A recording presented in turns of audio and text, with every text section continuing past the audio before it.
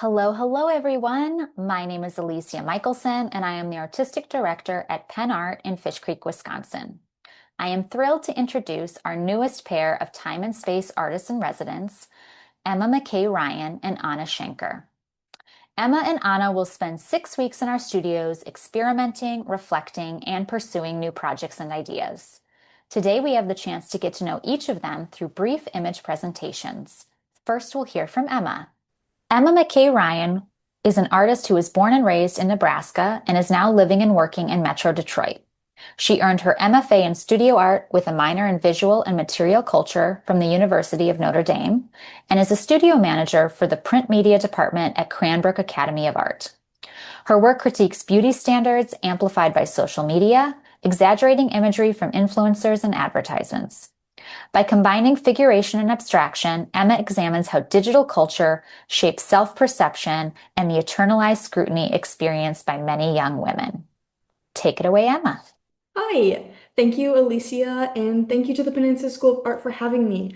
I'm very excited and grateful for this opportunity. Before I dive into my work, I want to touch briefly on my background and the ideas and concepts that have intrigued me even before I really started my art career and feminist research. Growing up, I was always enamored and yet also disgusted with highly feminized media, whether it be online videos of the latest DIY beauty culture, exaggerated kitsch fashion, movies depicting the perfect housewife, or TV shows like America's Next Top Model. However, it wasn't really until grad school that I started to dive more into understanding and decoding this kind of imagery and critiquing it within my practice. Before attending grad school, I got my BA in studio arts from Doane University in 2022. I didn't originally go to school for art, but really fell in love with it after taking my first drawing class my freshman year. I especially found a love for using colored pencils, and I did my solo senior thesis exhibition entirely of drawings using colored pencils.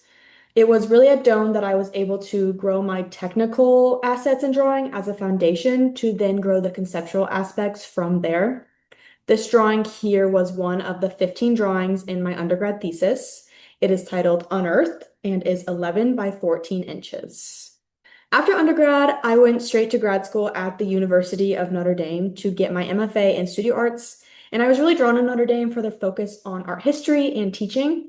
It's a 3-year program, and throughout my first 2-ish years of grad school, I was consistently interested in the ways women are impacted by objectification.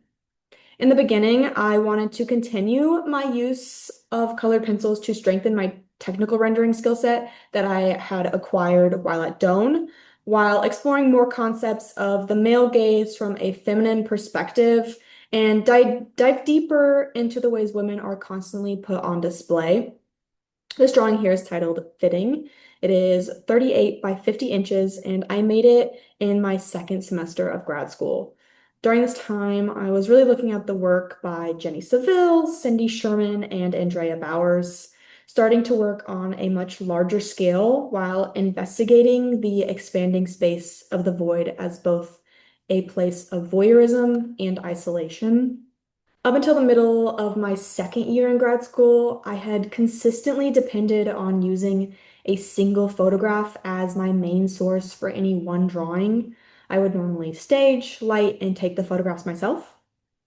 I rendered every detail of the composition to perfection and treated the white space with insanely precious care, ensuring there wasn't a single blemish to be found. What I really came to realize is that through that labor and care, I was sort of unconsciously reproducing the very concept I was trying to critique, which was the burdensome feeling of needing to perform and be perfect for others at my own expense. Knowing that something needed to change, I started to let myself take more creative control and play with the mark making process. This drawing here was my first time experimenting with more abstraction. It's titled Goody Two Shoes and is 62 by 42 inches, made using various mixed medias and colored pencil on paper. As I worked through new ideas, mixing abstraction and figuration, I began to recognize the performative capabilities within my drawings. I have always been fascinated by trompe l'oeil and the idea of objects or things appearing as something they are not. At its core, I believe social media is the act of performing, performing for not only others, but also oneself. With this in mind, I made major shifts in my drawings to further focus my critique on social media, consumerism, and the beauty industry. This drawing is titled GRWM, which stands for Get Ready With Me. It is an acronym used widely in the beauty genre of social media platforms. It is 13 by 13 inches and is made using an archival inkjet print, color pencil, and mixed media on paper. When I first presented this drawing, many people questioned what was drawn or what the marks were made with. The questioning called to the very performative nature of social media, a place where everything seems real and incredible, but is really just an act. To break down the drawing a bit, the what looks like makeup is made with paint, pastel, and other art materials. The outer box shadow and type was printed beforehand, and then the colored pencil drawn area is in the center. I started spending hours looking at and studying the online spaces and content produced online and marketed towards women. This drawing is titled 7:01 a.m. Scroll Phone. It is 60 by 36 inches. The list demonstrates just a few of the tedious tasks many women perform every day to live up to the societal norms they are told to adhere to in order to be quote unquote beautiful. Furthermore, the composition mimics the amateur video editing tools many influencers use, such as green screens. The superimposition of the drawing of me popping a pimple over the notes page imitates the way green screens often blur and distort figures as well. Here is a zoomed in image from the previous drawing. The reference image I use for the pimple pumping drawing image is a screenshot taken from a video I made performing the acts of getting ready.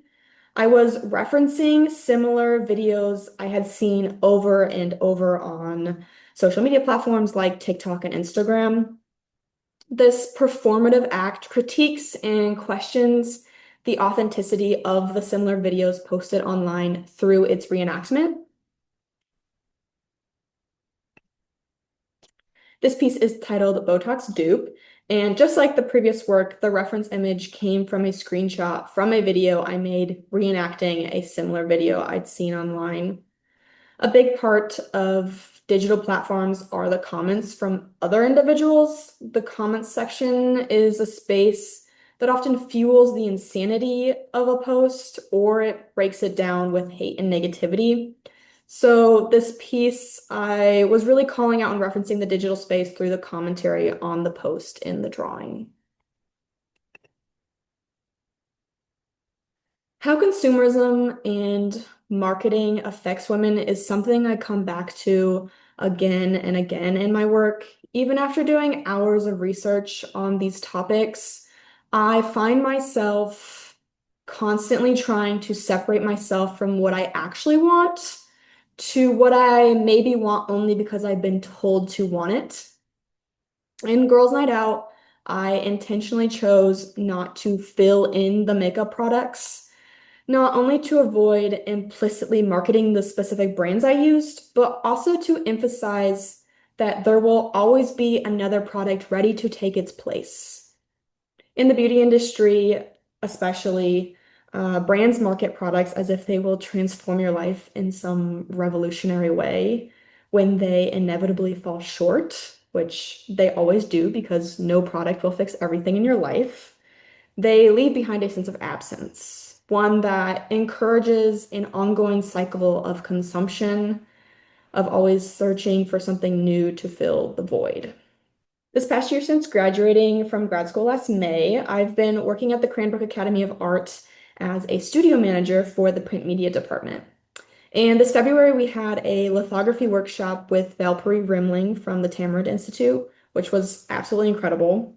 This picture here are my litho prints from that workshop. Being around more of a printmaking atmosphere this last year has really had me thinking more about the idea of multiples and the act of replication in our society. I'm at a point in my life where I'm really starting to see and feel the societal pressures placed on women my age, especially around relationships and a woman's biological clock. Every time I open Instagram, there's another engagement, wedding post, or baby announcement. But what I'm interested in is how this stage of life becomes saturated with both extreme consumerism and a kind of marketed perfectionism directed to women. There's always been pressure, but here it feels particularly heightened, and it's being packaged, sold, and constantly reinforced at every turn and post.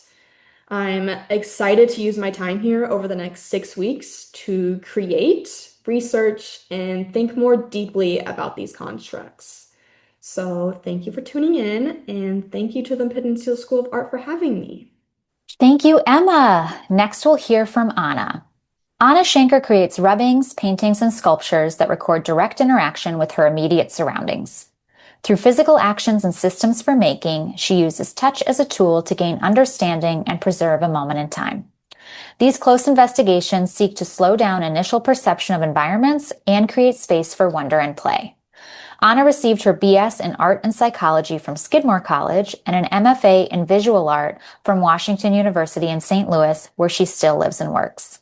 Take it away, Anna.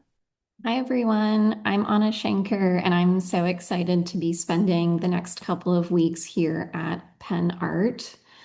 I'm going to discuss here works from the past couple of years and also share a bit about my process. In my work, I use systems for making that investigate my immediate natural surroundings and built environments. I work with rubbings, paintings, and sculptures that use touch as a way to gain understanding and create circumstances for chance and play. Here you are seeing an in-progress image of a rubbing that I made of a tree I've come to know my entire life. This tree exists in a peculiar state between dead and alive, and this piece attempts to preserve and record this ephemeral moment and also as a way to pay tribute. So for every rubbing, I begin with this meticulous process of wrapping fabric around the entire three-dimensional form. I have to pinch and fold and pin the fabric to capture as much of the tree's surface as I can. I then spend multiple days outside working on the rubbing, depending on the size of the piece. So here is that rubbing in its final presented form. It becomes this flat mapping of touch. Rubbings exist in this in-between space between drawing, painting, and printmaking, and it's a little challenging to place it into one single category. And I really like that about it. My hope is that this work prompts a slowing down of initial understanding and perception of this tree. And next, I'm going to be discussing this work to the right of the rubbing. So this piece began as I collected thistle seeds over a series of multiple walks. Walking has become an act of research in my practice and is a way to learn about place and track small cyclical changes within my environment. These small craft containers hold the thistle seeds that are now these individual specimens. The flat blue color acts as a backdrop to see the seeds, and each of those blue coatings varies slightly to mimic the varying tones of a quintessential clear blue sky. So these containers were influenced by the idea of dioramas and even pet rocks. And with this piece, I also came to realize that my material decisions and processes are driven by the physical qualities of the subject. And that can be something that is malleable depending on what I want to work with. So I'm interested in working with these extreme differences in scale because I think scale allows the work to become this really physical, visceral experience. So I have also been working with paper rubbings where I wrap small forms like seeds and fruit, and then the paper retains that initial sculptural form. These are rubbings of Osage oranges, or what are also called hedge balls. And I wrapped the paper to reference candy wrappers and used these gumball colors as a way to pair this idea of artificial candy and joy and delight that candy can sometimes bring, but place it in this new context. So, just like how rubbings fall into this precarious in between space between painting, drawing, and printmaking, I have also found myself similarly fascinated with navigating a nuanced space that examines both painting and sculpture, but falling into neither one of those categories. For me, this is a misfit space that offers the room to play. So here I made a rubbing of this incredibly large leaf. And with this piece, I wanted to reference the common practice of children making rubbings to learn about the different shapes of leaves. This piece also explores my continued interest in different forms of presentation. I wanted to kind of continue playing with conventions of art display and how structures can be used to lead to this curious, like physical interaction with the work. So I have also been working on a series of wooden floor rubbings, two from the house that I grew up in, one from the kitchen, one from the hallway, and also a piece that is my past studio floor. So this is the one of the kitchen floor. And I'm interested in this idea because floors are these kind of traces of human contact with wood. And it is this regular, ordinary moment of touch with a tree in a transformed state. This is a site responsive piece that I made in Sauget, Illinois, at an artist run space called Non-Standard. This piece was previously an industrial foundry, and I wanted to work with one of these old sand bunkers that were left untouched, still filled with sand, but have since given way to this new elevated landscape of trees and plants. So I made rubbings of these two square openings, which act as frames to view the landscape. And I wanted to pair this weathered old bunker alongside this environment that has a lot of new energy and vitality. So what I did was I wrapped the window surface, and then also a portion of the fabric goes into that plant life area. When they're taken off, they become these 16-foot long strips of surface. So, this interaction between the built urban environment and organic natural environments has become more and more part of my work. This is a rubbing of a tree in my neighborhood in St. Louis that had this incredible root growth between the road and the sidewalk. So it showed this resilience and tension between expansion and growth while also within this kind of geometric constraint. So for these works, I was looking at capturing the fleetingness of weather as another facet of our environments. It was the first time that it had snowed that year, and I was thinking about how the first snow brings this joy and excitement, and I wanted to figure out a way to hold on to that moment.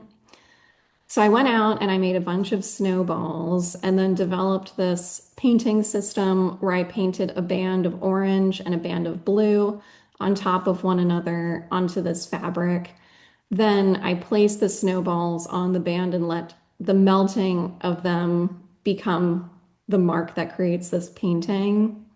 And so this is another series thinking about that idea of charting weather.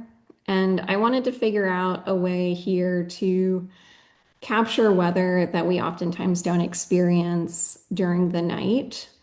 So I made this series of ink paintings that capture the linear pattern of the wooden porch that they were made on.